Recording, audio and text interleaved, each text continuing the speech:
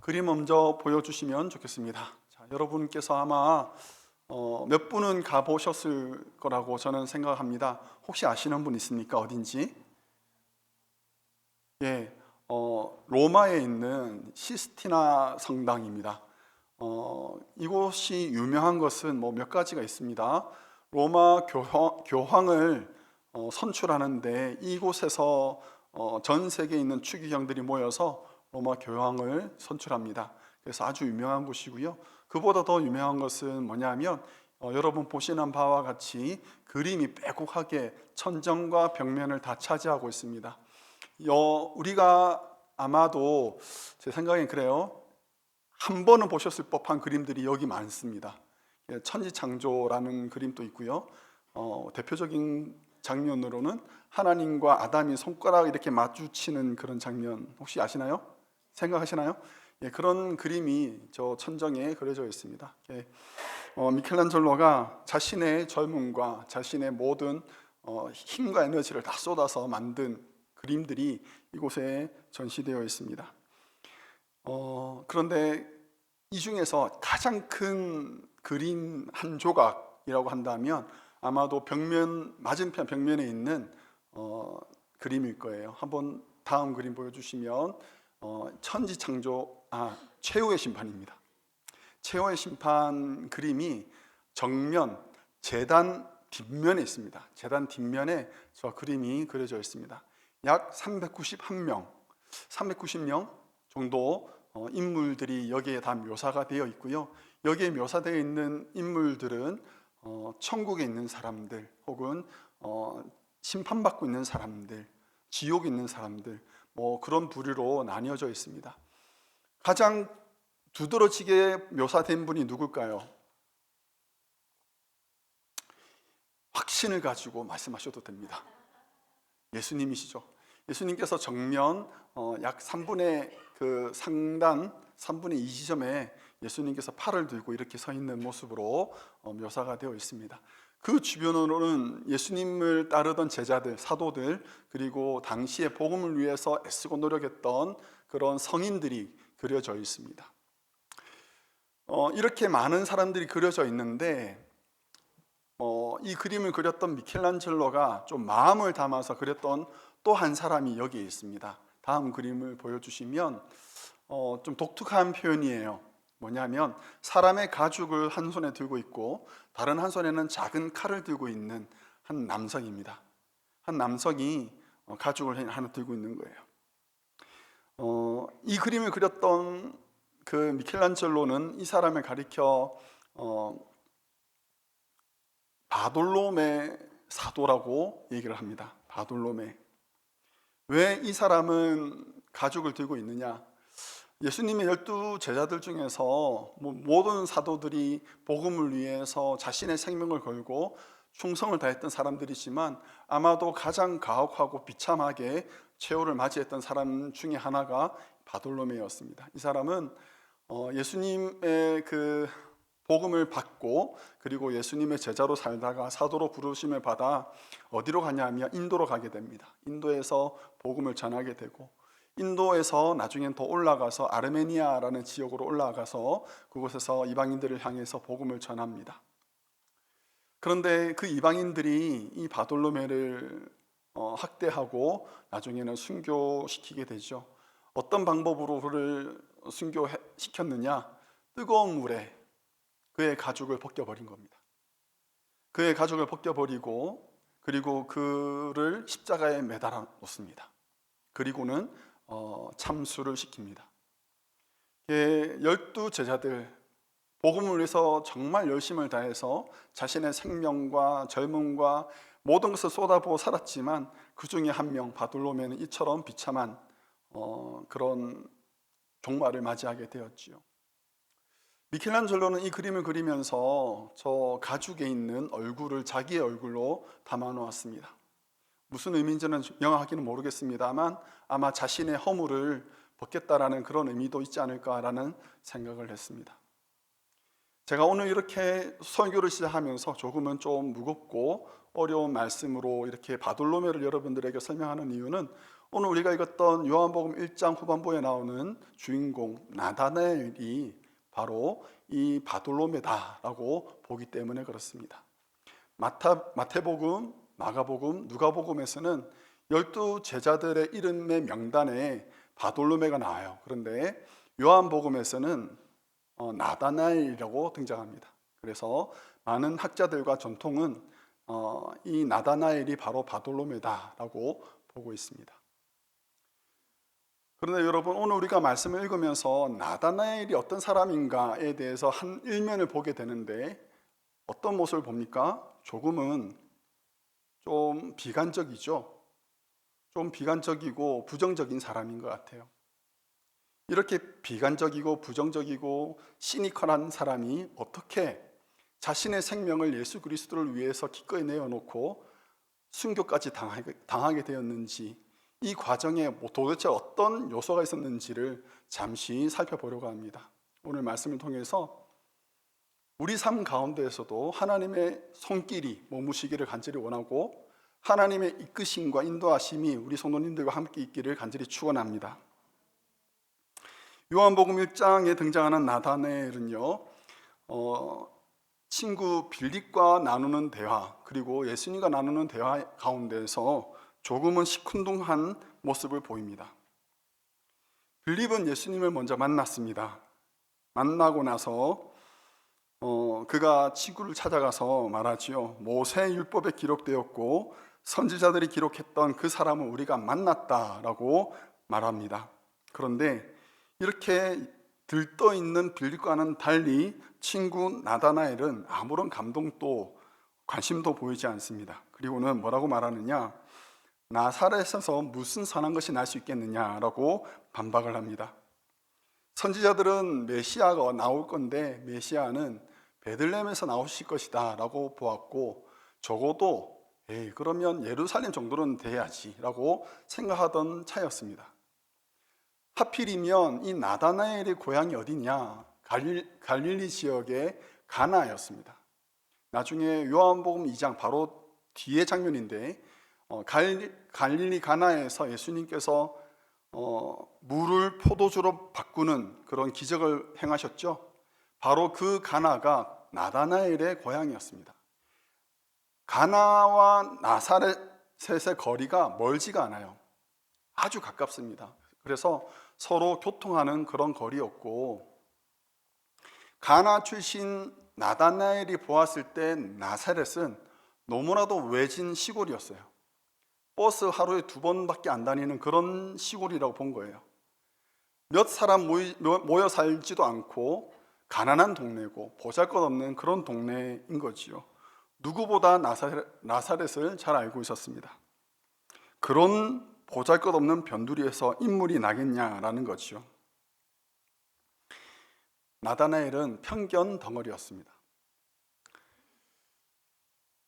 저는 사역을 부산에서 먼저 시작을 했고요. 부산에서 사역을 시작하다가 서울로 올라가게 됩니다. 서울에 올라가서 사역을 시작하게 되었는데, 제가 처음 서울에서 했던 그 사역을 했던 곳이 바로 영등포예요. 1호선을 타고 내려서 지하철을 나오면 한강이 보여요. 그리고 여기는 한강 밑이에요.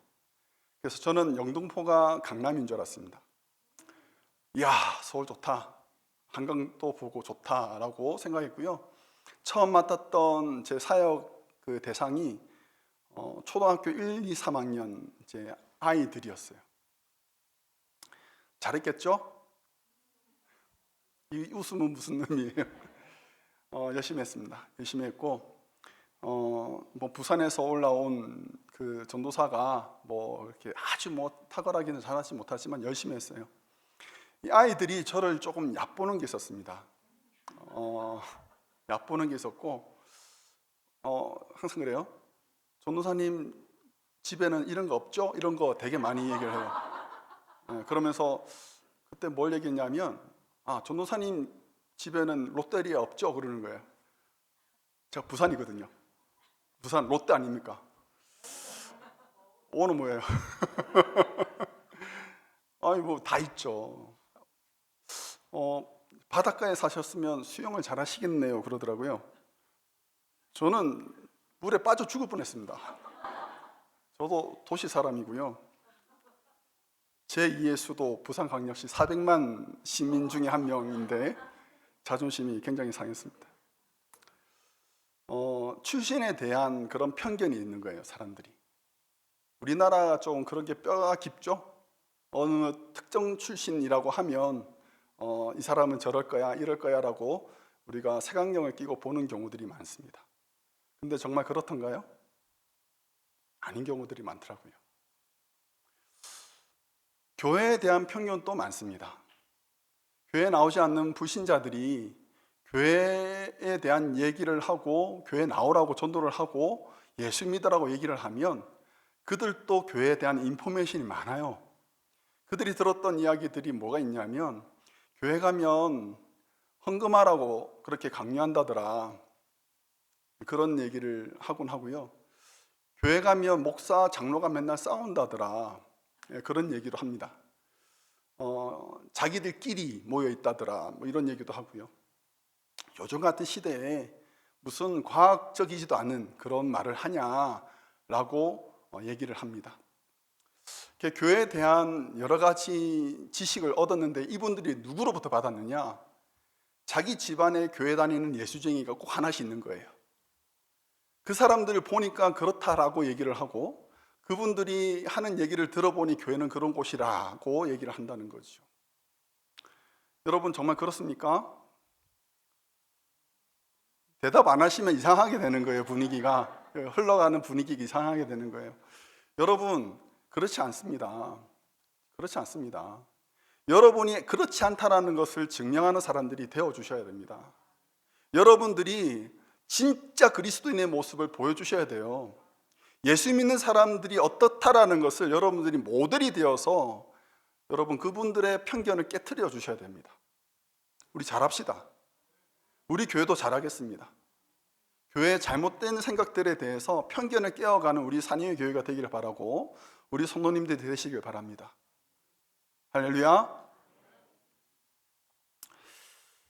이처럼 편협하고 자기 확신에 가득 찼던 나다나엘, 편견 덩어리였던 나다나엘이 어떻게 하다가 나중에는 자기의 목숨을 다 바쳐 복음을 전하는 그런 증인이 되었을까? 도대체 무슨 일이 있었을까? 두 가지 요소가 있었습니다. 두 가지 인물이 있죠. 첫 번째는 그의 친구 빌립이 있었습니다. 빌립은 예수님을 먼저 만났던 사람입니다. 예수님은 빌립을 보시고 나서 이렇게 말씀하십니다. 나를 따르라 라고 말씀하세요. 짧죠? 나를 따르라. 그 예수님을 만나고 난 이후에 빌립은요, 이분이야말로 예전 모세의 책과 그리고 사도들, 선지자들의 그 책에 기록되었던 예언되었던 바로 그 메시아가 맞다라는 확신을 가지게 되었어요. 이 놀라운 발견을 하고 바로 머릿속에 떠올렸던 사람이 누구냐면 자기 가족도 아니고요, 자기 친구 나다나엘이었습니다. 왜 나다나엘이 먼저 생각났을까? 나다나엘은요, 메시아를 기다리던 사람이었거든요. 그가 간절히 찾고 기다리고 있었던 것을 그 친구 빌립이 잘 알고 있었기 때문에 메시아를 만났다는 확신이 생기자마자 바로 나다나엘을 찾아가는 거죠. 그런데 이 친구 나다나엘이 너무 반응이 시큰둥한 겁니다. 나는 지금 마음이 뜨거운데 이 친구는 마음이 차갑게 식어 있어요.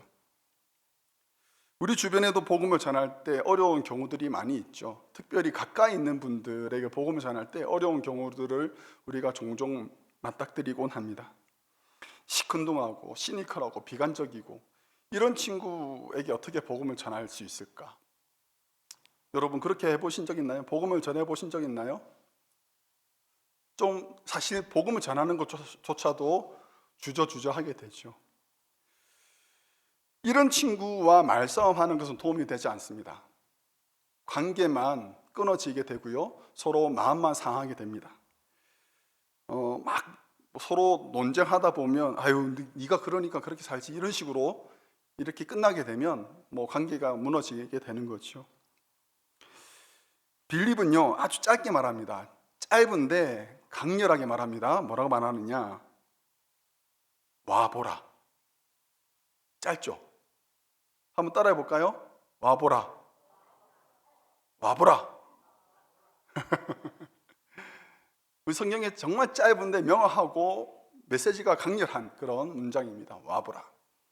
그런데 여러분 한번 생각해 봅시다. 나하고 정말 오랜 시간을 같이 보냈고 누구보다 나를 잘 알고 있는 친구가 있다면 이 친구한테 와보라 이렇게 얘기했을까요?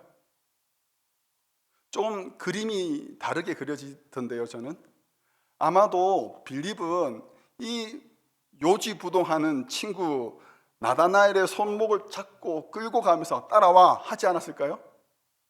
아니면 그보다 좀 더 가까우면 뒤통수 딱 때리고 어깨 동무 딱 하고 따라가자 하고 하지 않았을까요?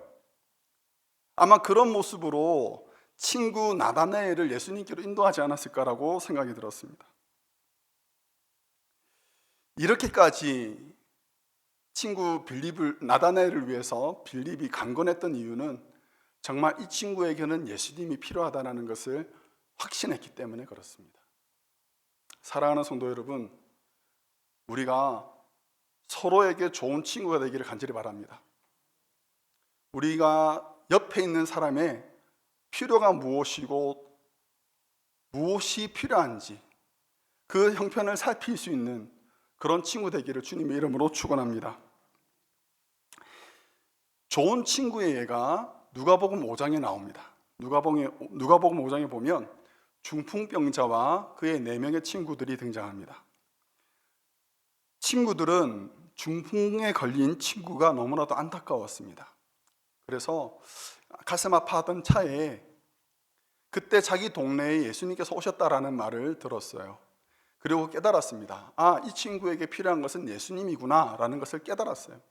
그래서 이 친구들은 그 중풍 걸린 친구를 침상에 눕히고 내 모퉁이를 하나씩 책임지고 어깨에 메고 그렇게 예수님 있는 곳으로 달려갑니다.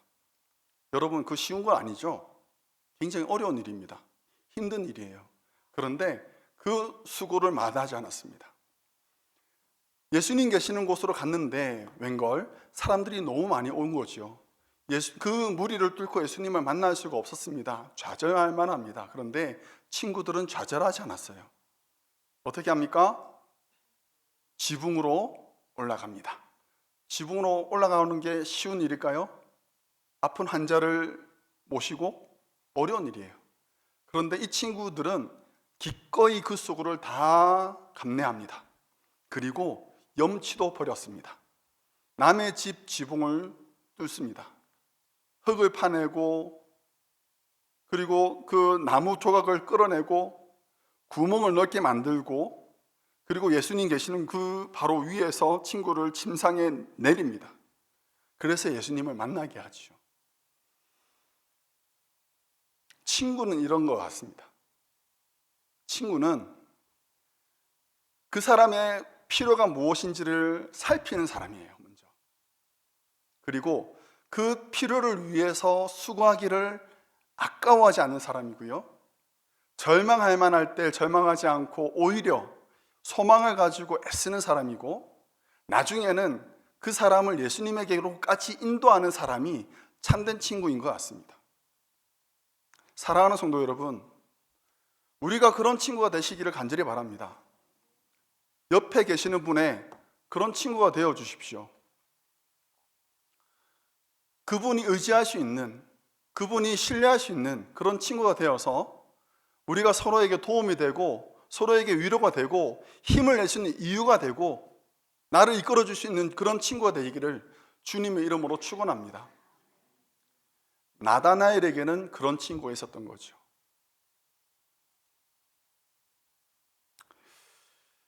빌립의 손에 이끌려서 예수님 앞으로 왔던 나다나엘을 보시고 예수님께서 이렇게 말씀하십니다. 우리 47절 말씀인데요, 같이 한번 읽어보겠습니다. 보라, 이는 참으로 이스라엘 사람이라 그 속에 간사한 것이 없도다.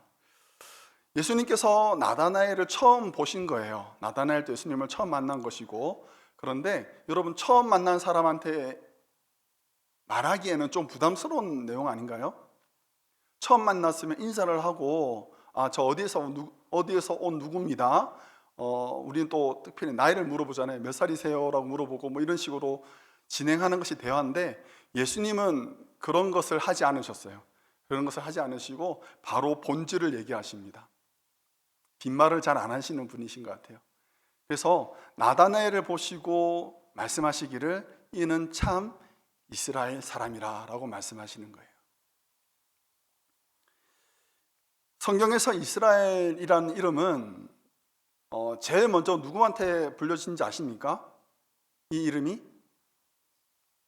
야곱이죠. 야곱을 하나님께서 야곱이라 하지 않으시고 그 이름을 바꾸어서 이스라엘이라고 하셨습니다. 원래 야곱은 형의 뒤꿈치를 붙잡고 나왔던 사람입니다. 형이 먼저 나가는 것을 가만히 볼 수 없었던 거죠. 태어나면서부터. 그래서 뒤꿈치를 잡고 이렇게 방해했던, 약간은 좀 얄미운 그런 동생이었습니다. 그런데 그의 인생도 비슷하게 흘러갔죠.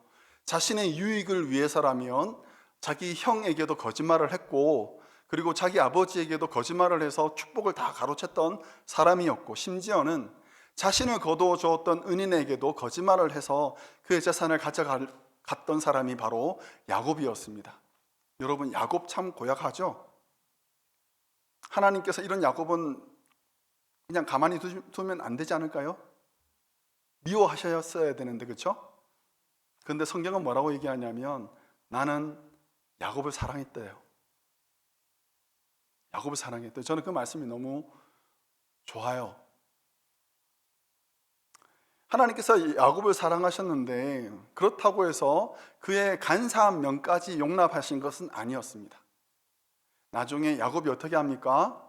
야곱이 하나님과 씨름하는 사람이 되죠. 자신의 생명과 재산을 지키기 위해서 그렇게 애쓰고 사람들을 속이고 했던 그 야곱이 나중에는 그 방법으로 살지 않고 하나님이 보내신 사자의 그 삿발을 붙잡고 물고 늘어지는 사람으로 변하게 되었습니다. 그래서 하나님께서 야곱을 불러 말씀하시기를 이스라엘이라 라고 말씀하십니다. 이 말의 뜻은 하나님과 겨루어 이겼다라고 성경은 말하는데요, 저는 이 말씀을 하나님과 상대하는 사람이라고 이해하고 있습니다. 하나님과 상대하는 사람. 본문에서 간사함이라고 나와 있는 단어가 원래는 돌로스라는 단어인데요, 이 단어는 낚시할 때 바늘에 끼우는 그런 미끼를 말합니다. 하나님을 상대하는 사람은요, 간사함을 버리는 사람이에요. 하나님을 상대하는 사람은 간사함을 버립니다. 사랑하는 성도 여러분, 하나님과 상대하시기를 간절히 축원합니다. 하나님과 상대하십시오. 사람과 상대하지 마십시오. 사람과 상대하고 씨름하지 마십시오. 간사함으로 그 사람을 이기려고 하지 마십시오. 하나님과 상대하십시오. 그것이 하나님께서 우리 성도들에게 기대하시는 모습인 줄 믿습니다. 아멘이 크게 나와야 되는데. 여러분, 나다나엘이 예수님께 여쭙습니다. 자신을 가리켜서 참된 이스라엘 사람이라고 하니까 그 속에 간사함이 없다라고 말씀하시니까 나다나엘이 놀라서 여쭙습니다. 어떻게 나를 아십니까? 라고 여쭈으니까 예수님이 말씀하십니다. 빌립이 너를 부르기 전에 내가 무화과 나무 아래에 있을 때 보았노라 라고 말씀하십니다. 여기서 좀 미스테리가 또 발생하죠. 도대체 나다나엘은 무화과 나무 밑에서 뭔 짓을 하고 있었길래 예수님이 내가 다 봤다 라고 말씀하실까라는 그런 궁금증이 듭니다. 성경은 말하지 않습니다. 그렇지만 구약 성경에서 무화과 나무 밑에 혹은 다른 나무 아래에서 이스라엘 백성들이 보통 했던 것이 무엇인지 말하는 그런 본문들이 있습니다. 보면 랍비라든지 존경받는 사람들이 무화과 나무 아래에서 하나님의 율법을 가르쳤다라고 나옵니다. 그리고 지금 상황의 열악함을 가지고 가슴 아파하며 하나님께 기도하며 주님 보내실 메시아를 기다리고 있었던 것이 바로 무화과 나무 아래였어요. 물론 안 좋은 예도 있었습니다. 그 무화과 나무 아래에서 우상을 섬기며 하나님을 배반했던 그런 역사도 있었습니다. 그런데 예수님께서 나다나엘을 가리켜 말씀하실 때 네가 빌립을 만나기 전에 너가 무화과 나무 아래에서 있었던 것을 내가 보았노라 라고 말씀하시니까 나다나엘의 그 닫혀있던 마음이 활짝 열려버렸어요. 자신의 정체를 들킨 거죠. 내가 무엇을 했는지를 하나님께서 아신다라고 그는 확신했던 겁니다. 그래서 예수님을 가리켜 그의 자세가 바뀌고 고백을 합니다. 당신은 하나님의 아들이십니다. 여러분, 정말 내가 누구냐를 말할 때 우리가 보이는 것으로 말하면 안 됩니다. 그것은 나의 정체성의 일부에 불과합니다. 오늘 누가 그렇게 하시던데 오늘 목사님 새 옷 입고 오셨네요 그러던데 여기 두 번째입니다. 두 번째 입은 겁니다. 보이는 게 다가 아닙니다. 임정기라는 이 사람을 여러분이 제대로 알기 위해서는 여러분 제가 혼자 있을 때 무엇을 하는지를 아셔야 됩니다. 그게 진짜 저의 모습을 알려주는 거예요. 혼자 있을 때 기도 안 하고 혼자 있을 때 하나님과의 거리가 멀리 떨어져 있다면 저는 정말 성도일까? 내가 지금 이 시간 이 자리에서 여러분 앞에 말씀을 전하지만 내가 홀로 있을 때 진짜 내가 성도로서 살고 있느냐? 내가 하나님의 사람으로 내가 일상을 보내고 있느냐? 그것이 정말 정체성을 보여주는 한 단면입니다. 이 말씀에 여러분 스스로 도전 받으시기를 바랍니다. 여러분이 주일날 교회에 나왔다고 해서 성도인 게 아니에요. 하나님께서 여러분의 삶을 예수 그리스도의 피로 구속해 주시고 여러분은 존재 자체를 하나님의 사람으로 만들어 주셨기 때문에 여러분의 성도가 된 겁니다. 그렇다면 우리가 성도됨을 드러내는 것은 주일날 예배 드리면서 찬양하고 기도하는 것으로만 보여서는 안 되는 거죠. 여러분의 일상을 아무도 보지 않는 여러분만의 무화과 나무 아래에서 여러분의 일상을 경건하게 사셔야 됩니다. 하나님을 기대하면서 그렇게 신앙생활을 해 나가셔야 되는 거예요. 사랑하는 성도 여러분, 예수님은 우리에게 관심이 많습니다. 우리를 지켜보고 계십니다.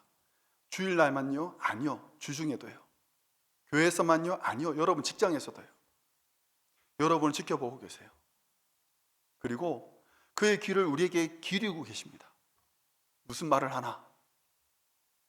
그래서 우리의 입술을 하나님 들으실 만한 말들로 채우시길 바랍니다. 아멘 안 나오죠? 아우 힘들다. 하나님이 받으실 만한 일상을 살아내는 우리 모든 성도 되시길 바라고, 그래서 정기야, 내가 너 혼자 있을 때 내가 너를 보았노라.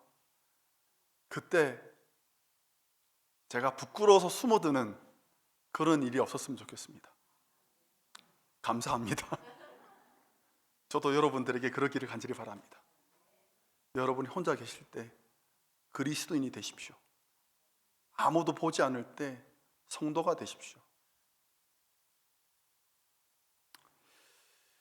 우리는 사람과 상대하는 사람이 아니고요, 하나님과 상대하는 사람들입니다. 우리를 하나님께서는 늘 지켜보고 계십니다. 시편 139편 1절에서 3절 말씀인데요, 같이 한번 읽어보겠습니다. 여호와여, 주께서 나를 살펴보셨으므로 나를 아시나이다. 주께서 내가 앉고 일어섬을 아시고 멀리서도 나의 생각을 밝히 아시오며 나의 모든 길과 내가 눕는 것을 살펴보셨으므로 나의 모든 행위를 익히 아시오니. 아멘. 베델에서 홀로 돌베개를 세우고 예배를 드렸던 야곱을 하나님께서는 지켜보고 계셨고요, 아무도 없을 때 홀로 성전에 나아가 눈물로 기도하고 있던 한나의 그 기도를 하나님은 한 음절도 놓치지 않고 다 알아듣고 계셨습니다. 하나님은 우리에게 관심이 많으시고 우리를 늘 지켜보고 계십니다. 사랑하는 성도 여러분, 홀로 있을 때 믿음의 뿌리를 깊게 내리시기를 간절히 바랍니다. 우리 가정의 기도의 방으로 들어가십시오. 모두 잠들어 있는 한적한 시간을 깨우십시오. 그곳에서 하나님을 상대하시기를 바랍니다. 이렇게 얘기를 하신 이후에 예수님께서 나다나엘에게 이렇게 말씀하십니다. 51절 말씀인데요, 같이 한번 읽어보겠습니다. 진실로 진실로 너에게 이르노니 하늘이 열리고 하나님의 사자들이 인자 위에 오르락 내리라 하는 것을 보리라. 아멘. 매우 영광스러운 말씀이죠.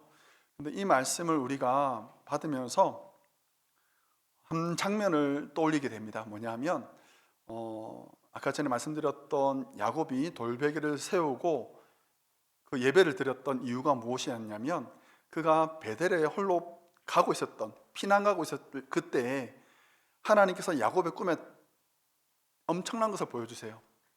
하늘과 땅을 연결하는 사닥다리가 있고 그 사닥다리로 하나님의 사자들이 오르락 내리락 하는 것을 보았던 거예요. 야곱이 여기 하나님이 계시는구나 라는 사실을 깨닫고 그가 무릎 꿇고 예배를 드렸던 겁니다. 그런데 오늘 말씀에 보니까 예수님께서 나다나엘에게 하신 말씀이 바로 그 말씀을 하시는 거예요. 대신에 한 가지가 바뀌었습니다. 뭐냐면 야곱은 사닥다리를 보았어요. 그런데 예수님의 말씀에 따르면 하나님의 사자들이 인자를 오르락 내리락 한대요. 이 말은 뭐냐면 하늘과 땅을 이어주는 연결 통로가 사닥다리가 아니고 예수님이시라는 거예요. 예수님이 유일한 길이라는 거예요. 하늘로 통할 수 있는 유일한 통로가 되시는 거예요. 하나님께서 보내주신 유일한 중보자가 예수님이세요. 그래서 예수님을 만난 사람이 하나님께로 가까이 나아갈 수 있는 거예요. 예수님 말고는 길이 없습니다. 오늘 우리 본문을 통해서 나다나엘은 두 사람을 만났습니다. 친구 빌립을 만났고요, 빌립을 통해서 그는 예수님께로 나아갈 수 있었습니다. 그 고집불통이, 그 편견 덩어리가 예수님께 나아갈 수 있던 거예요. 사랑하는 성도 여러분, 우리가 서로에게 그런 좋은 친구 되시기를 주님의 이름으로 축원합니다. 예수님을 만나시면 사랑하는 성도 여러분, 하나님께 가까이 나아갈 수 있습니다. 우리 인생에 좋은 친구와 예수 그리스도, 그 빛나는 존재들이 우리 가운데 있기를 주님의 이름으로 축원하고요, 하나님 앞에 쓰임 받는 복된 성도 되시기를 주님의 이름으로 축원합니다.